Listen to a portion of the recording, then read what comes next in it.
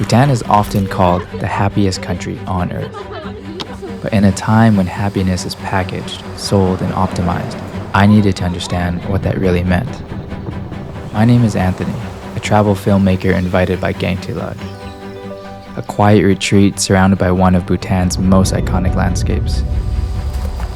This place is owned by Omar and Brett, and they welcomed us into their world. From there, Bhutan slowly opened itself to us. I didn't just come here to capture a place. I came here with a question. What does happiness look like in a country that doesn't chase it, but protects it? This is Evie. She joined me on this project as the photographer. And together we set out to observe, to listen, and to follow Bhutan's rhythm. We learned archery from masters and learned the spirit behind the sport. We hiked to the famous Tiger's Nest, a monastery built into the cliffs. We shared tea with monks and discovered their way of life. We went around and asked locals what makes them truly happy.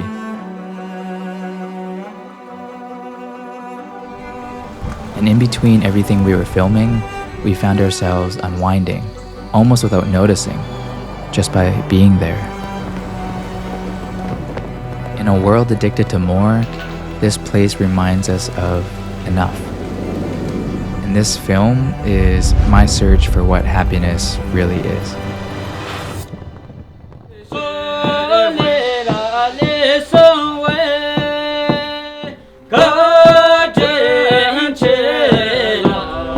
I landed in Bhutan knowing almost nothing beyond the usual stories.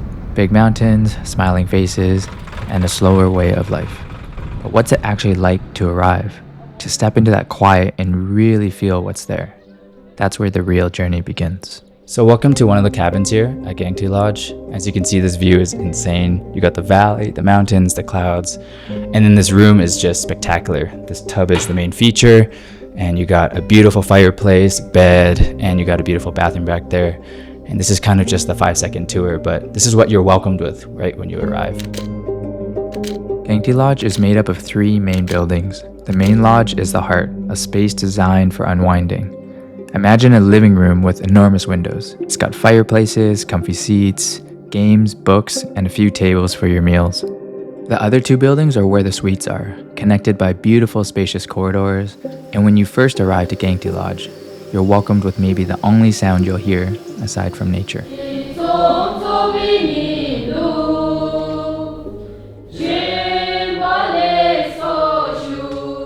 So one of the things I first noticed when I got here is just how quiet and peaceful it is. There's no sounds of traffic, it's just birds chirping and the wind, and it's just a nature paradise. Gangtey Lodge became more than just a place to stay. It was our base for everything that followed. The stories we heard, the people we met, the moments that shifted how we see happiness. We met Zach while we were staying at the lodge. He spent a lot of time in Bhutan, and when I asked him to describe this country to someone who's never been, his answer was simple and profound. I would say a hidden kingdom of spirit and storytelling. So this is where the story really begins, in a hidden kingdom of spirit and storytelling. We're here to explore what happiness means to what they call the happiest country in the world. And Gangtey Lodge is our doorway in.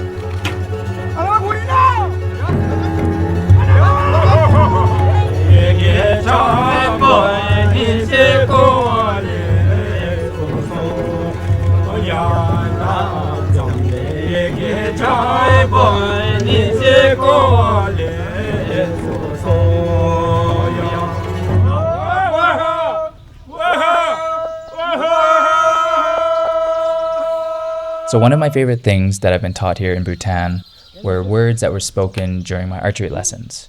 Archery in Bhutan is a little bit different. They view it as presence over precision. When you look at the sport, they shoot further distances here.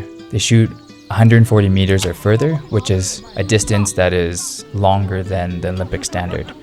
And so what that means is a bullseye is much more rare, and a bullseye is not the entire point here.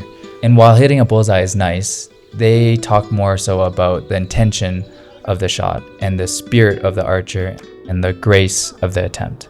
I think this is such an amazing insight to take into our own lives, because while mastery is a beautiful thing, It's more so about being present during the process and not always being so concerned of the outcome.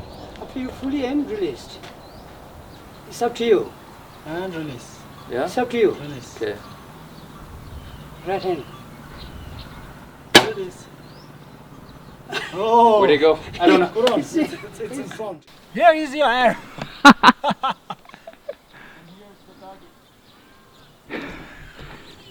The target. Thanks, guys. The two of us really took a liking to this new craft. Any chance we got, we would run out to the field just to get some shots in. We started to find a really fun rhythm where we would aim, shoot, and correct our technique in hopes that the next shot would be better.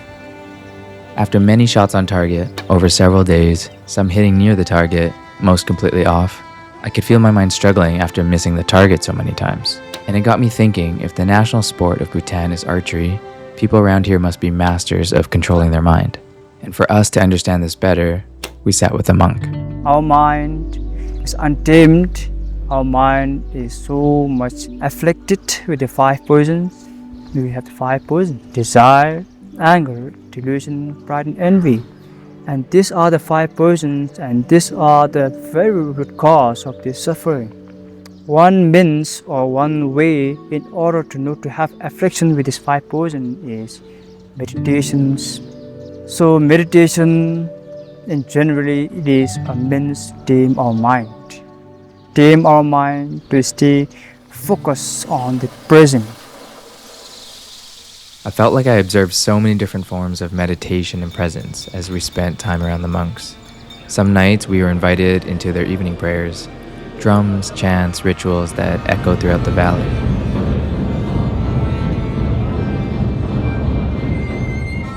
During the days, we would watch them study and debate, clapping, laughing, passionately testing each other in ways that might look unfamiliar to most of us.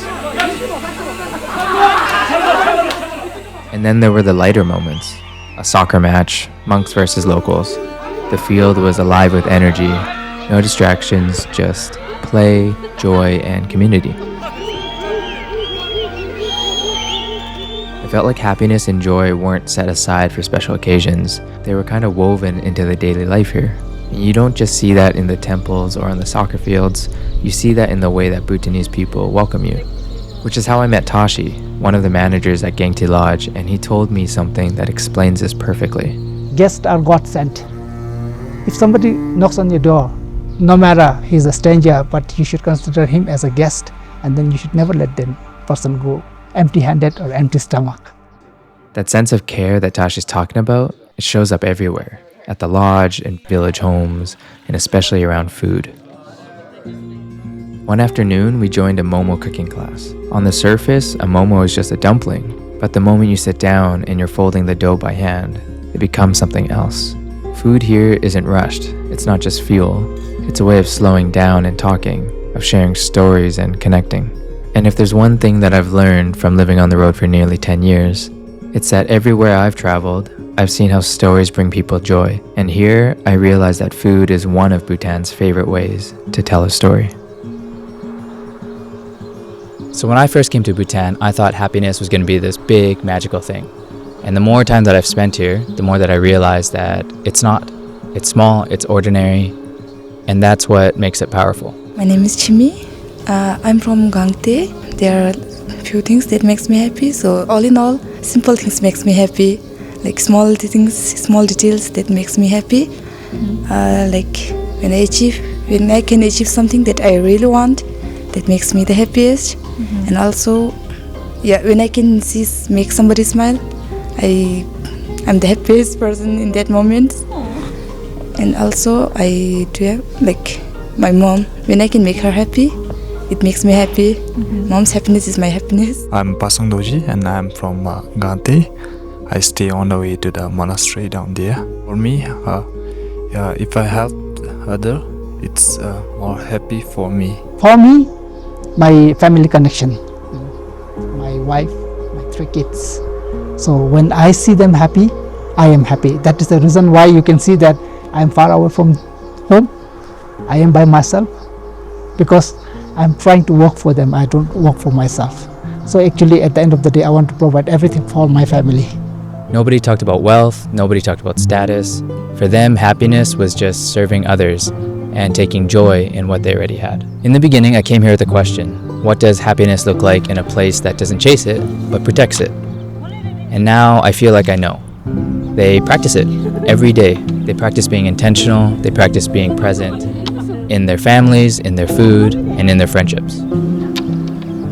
If you've made it this far, I just want to say thank you for watching. And I would say goodbye, but in Bhutan, they don't believe in such things. We also say Lokjege. Lokjege means see you again. In Bhutan, we never say goodbye.